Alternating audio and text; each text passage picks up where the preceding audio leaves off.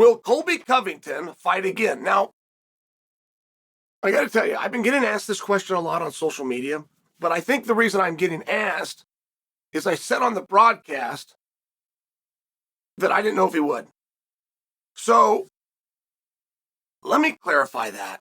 I mean, let's just back up a little bit. First off, that is based on no inside information. That is based on me knowing Colby since he was a little boy. And there has never been a day since I've known him that he projected or was motivated for anything less than the championship. I mean, in his wrestling days, it would have been the Olympic championship. In his kids' days, there was something called the Western Regionals. The Western Regionals in wrestling is very difficult for kids wrestling. They take the Western states, which is 11 states. They don't have a national tournament for that age group, but they will break the country into regions. So it's 11 states all get together for one championship. He gets into high school, it was a high school championship.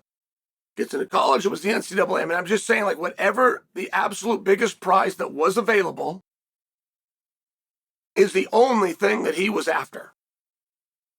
So when he gets over into the UFC, that hasn't changed. And when I suggest, well, I don't know if he'll fight again, a deeper thought on that would just be he's going to have to refocus.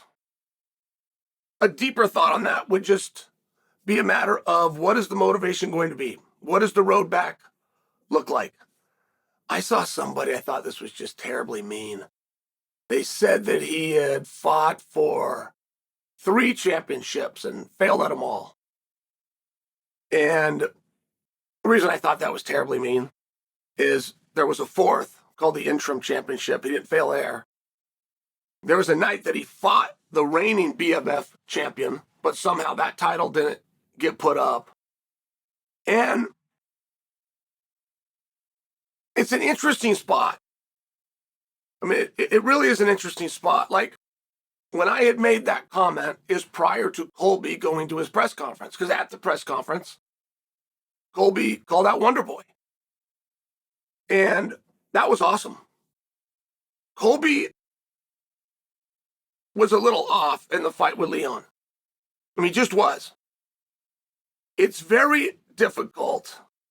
And it's about your eyes, guys. It's the eyes. That's just a really hard thing to explain to anybody. So a broadcast guy will tell a fan, oh, it's ring rust.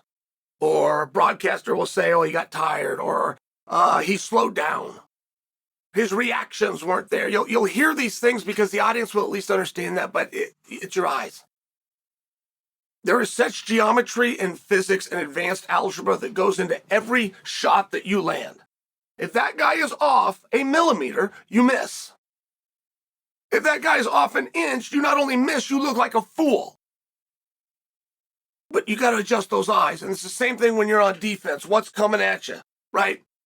The great fighters don't get out of the way by a foot. They don't flinch. The shot comes and it just goes right by. Right, we're back to the millimeter and centimeter game. They can see those things all coming. And I just share for you, that's a speed issue. And no matter how much you're in the gym and you're sparring, you don't have that same speed coming at you. And that is what then leads to the idea of ring rust. The reason that's so important to understand is to have somebody as professional as Colby, as experienced as Colby, right? This is not just the fights you guys have seen. He had a plethora of fights. I saw his first fight. He was high school still. I'm just sharing for you. When you have somebody like that knows themselves and they know their own body, he knew good and well walking out there with Leon. He didn't find that out once the fight started. He knew walking to that cage, I have a small problem on my hands. So I'm going to have to be good enough and fight well enough to overcome this small problem that I have, which is my eyes and reaction aren't going to be perfect. That's called bravery. For somebody to say that he was a 3-time loser, right? He said five fights for the belt, won 2 of them. By the way, but I thought they were missing some of that courage, some of that bravery that went into that. And it was very important, particularly if you're a Team Chaos supporter.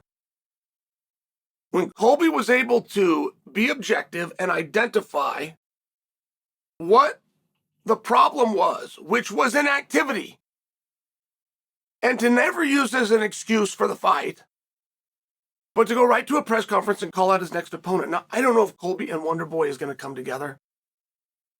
I'm just speaking to the fact that when he said it, it spoke to a sincerity in Colby identifying, but also being hungry and wanting to come back.